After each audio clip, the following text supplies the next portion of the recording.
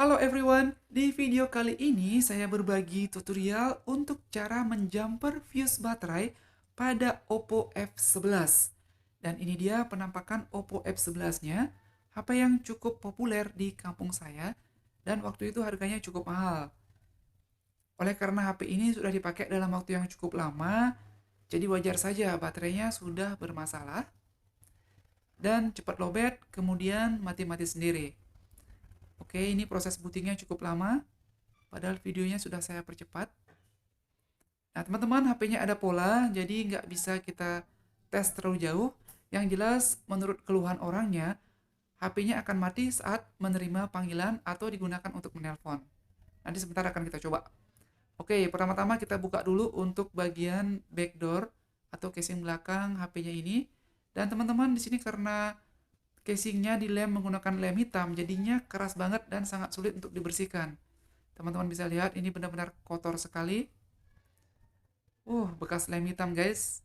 Memang lem hitam itu kuat, tetapi sangat sulit untuk dibersihkan pada saat HP kita dibongkar di lain waktu.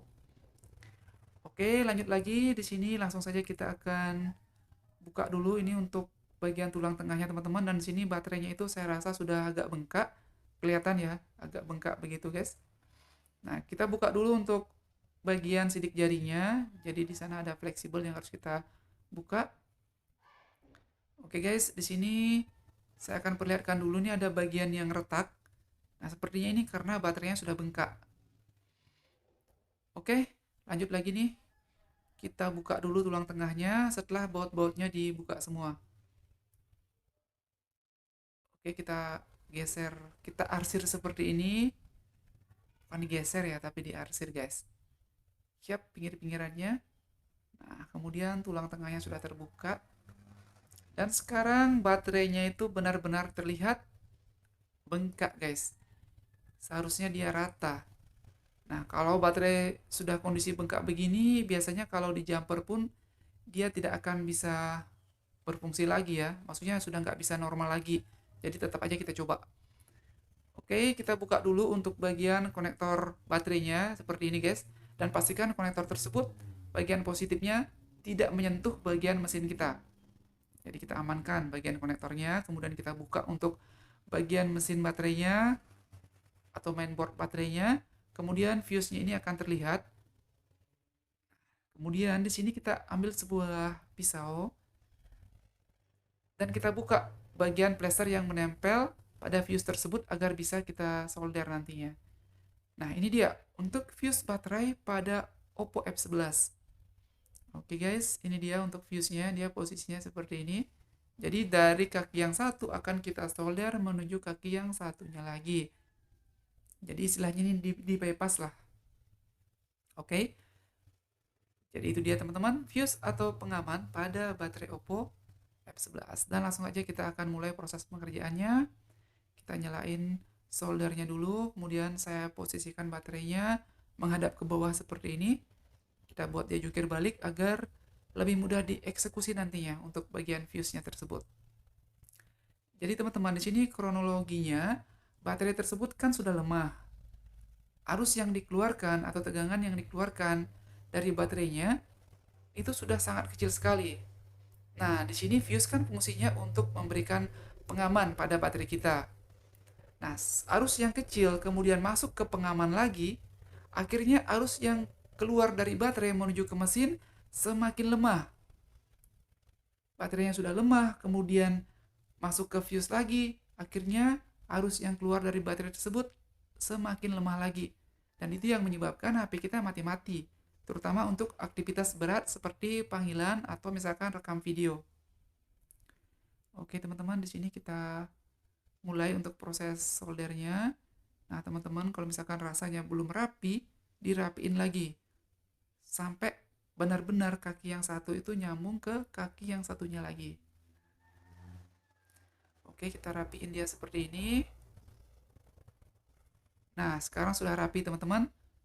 Nah, di sini saya bersihin dulu sisa-sisa fluxnya. Oke, di sini agar aman ya. Dan ini dia hasil dari jumperannya. By the way, di sini saya tidak pakai kawat jumper karena hasilnya akan sama saja. pakai timah saja atau pakai kawat itu sama-sama bagus guys. Jadi langsung saja kita rapiin kembali untuk posisi soket baterainya seperti ini. Dan kemudian kita tes casnya terlebih dahulu. Dan harus dipastikan proses casnya ini bisa masuk dengan baik. Oke, kita tunggu dulu sampai dia muncul ya. Dan pengisiannya sudah berjalan nih teman-teman. Baterainya 41%. Oke guys, saya sudah selesai untuk membersihkan bagian-bagian belakang daripada HP ini tadi.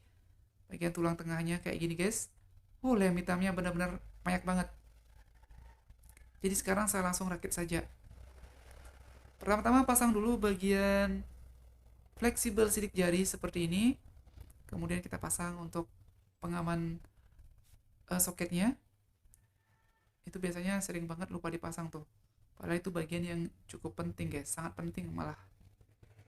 Yap, kemudian kita pasang boardnya. Dan kita pasang semua boardnya guys. Jadi di sini saya menggunakan lem yang bening saja untuk memasang backdoor atau casing belakang agar supaya lain kali kalau misalkan HP-nya ini dibongkar lagi tidak akan begitu sulit untuk membersihkan sisa-sisa lem. Oke, kita isi secukupnya saja. Dan teman-teman di sini di sekitaran baterai juga boleh kita isi agar nanti untuk casing ini bisa lebih kuat dan bisa presisi di bagian tersebut. Dan sebelum backdoornya dipasang, pada bagian-bagian yang lemnya terlalu tipis, harus kita tambahin lagi.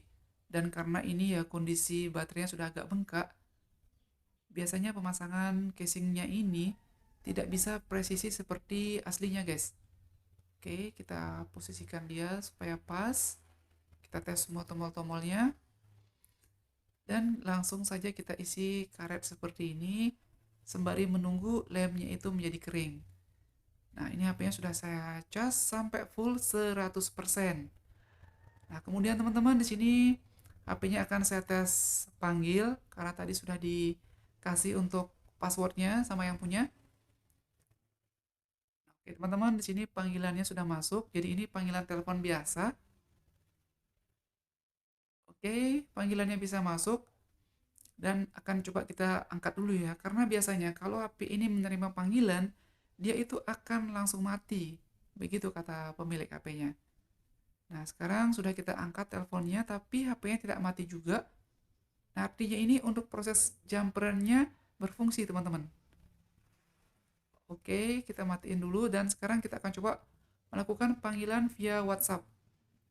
Kalau WhatsApp kan otomatis lebih berat karena dia pakai jaringan. Oke, ini HP-nya pakai paket data. Ini panggilan dari WhatsApp sudah masuk dan coba kita angkat dulu. Oke, sekarang panggilannya berhasil kita angkat dan HP-nya tidak mati lagi. Jadi teman-teman, sekarang HP-nya sudah bisa digunakan kembali untuk berkomunikasi. Sekian video kita kali ini ya untuk tutorialnya. Semoga bisa bermanfaat dan bisa memberikan inspirasi. Terima kasih sudah menonton video ini. Untuk yang sudah subscribe channelnya, semoga panjang umur, sehat selalu, rezekinya dilancarkan, dan sampai jumpa lagi.